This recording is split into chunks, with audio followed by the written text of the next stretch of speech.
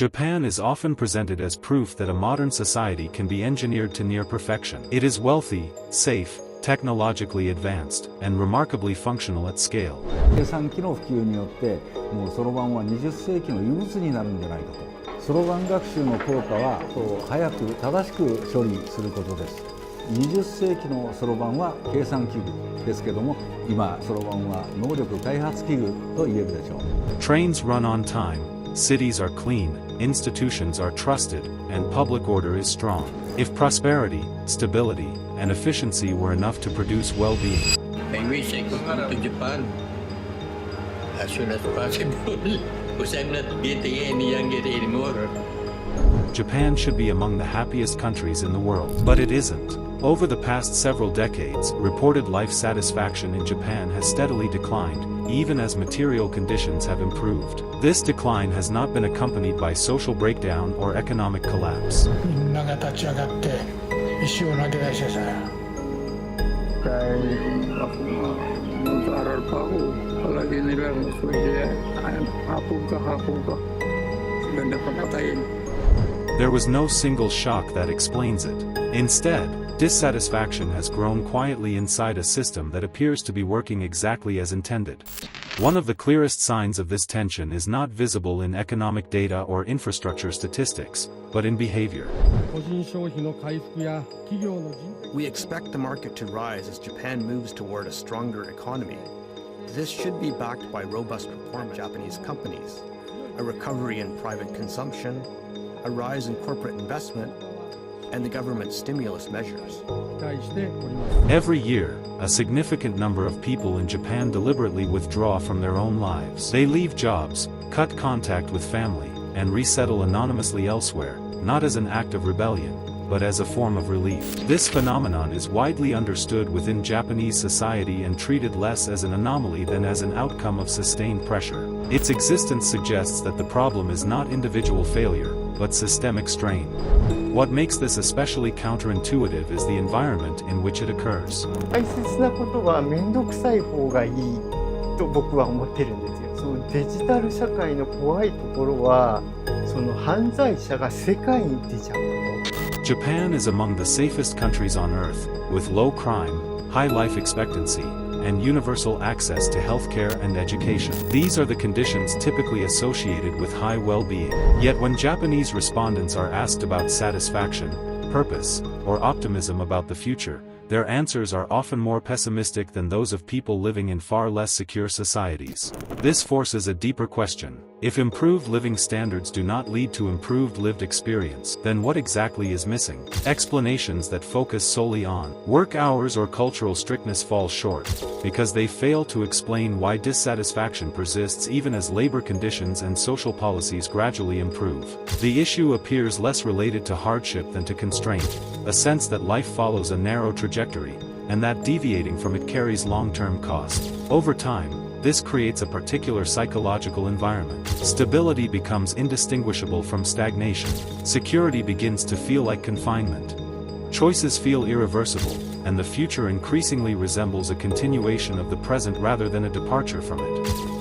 In such a system, success does not necessarily produce fulfillment, and endurance becomes more valuable than aspiration. This is the underlying paradox of modern Japan.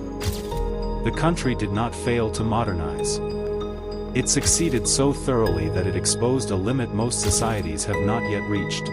Japan shows what happens when a system optimizes relentlessly for order, productivity, and predictability, without leaving sufficient space for change, experimentation, or reinvention.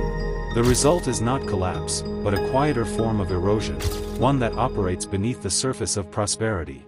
To understand how Japan arrived here, it helps to look at how success was defined in the decades following the Second World War. The country rebuilt itself not through individual expression or entrepreneurial risk, but through coordination, discipline, and institutional trust. Lifetime employment, seniority-based promotion, and tightly interlinked corporations created a social contract that traded personal flexibility for collective security. For a long time, that trade made sense. The economy grew rapidly, inequality remained low, and social cohesion was strong.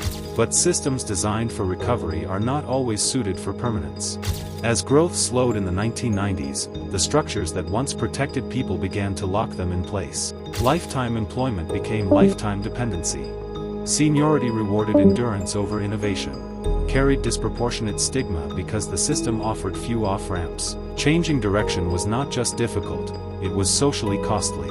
This rigidity filtered into everyday life. Education became less about exploration and more about sorting. Children learned early that small differences in performance could determine long-term outcomes, creating pressure that accumulated year after year. By adulthood, many found themselves on paths they had not actively chosen, but also felt unable to leave. The system continued to function, but for the individuals inside it, time began to feel less like opportunity and more like obligation. Importantly, this pressure did not manifest as open unrest. Japan has low rates of violent crime, political extremism, and public disorder.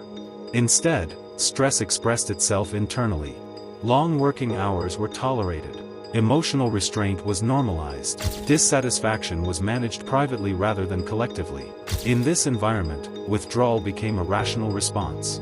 Not because life was unbearable in an absolute sense, but because there was no acceptable way to renegotiate its terms. Extreme social isolation, declining marriage rates, collapsing birth rates, and the quiet disappearance of individuals from their own social circles that Japan has repeatedly attempted surface-level solutions. While these measures address symptoms, they leave the core architecture intact. The underlying expectation, that life should follow a narrow, continuous trajectory with limited tolerance for deviation, remains unchanged.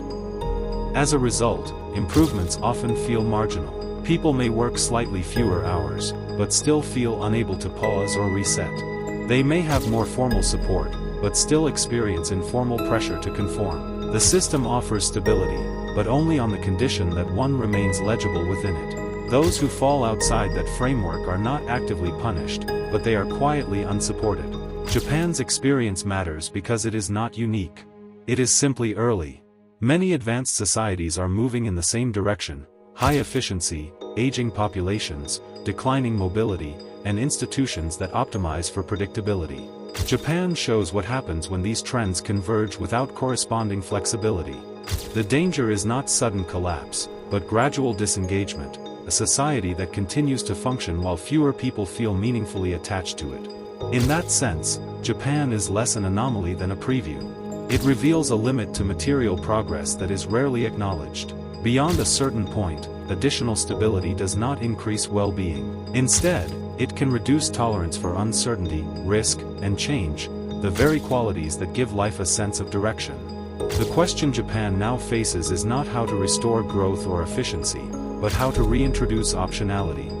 How to create space for lives that pause, restart, or diverge without being treated as failures. That problem is far harder than building infrastructure or raising productivity, because it requires loosening control rather than tightening it. And the longer that adjustment is delayed, the more people will continue to respond in the only way the system reliably allows. Not by protesting, not by leaving the country, and not by openly rejecting it, but by quietly stepping out of view.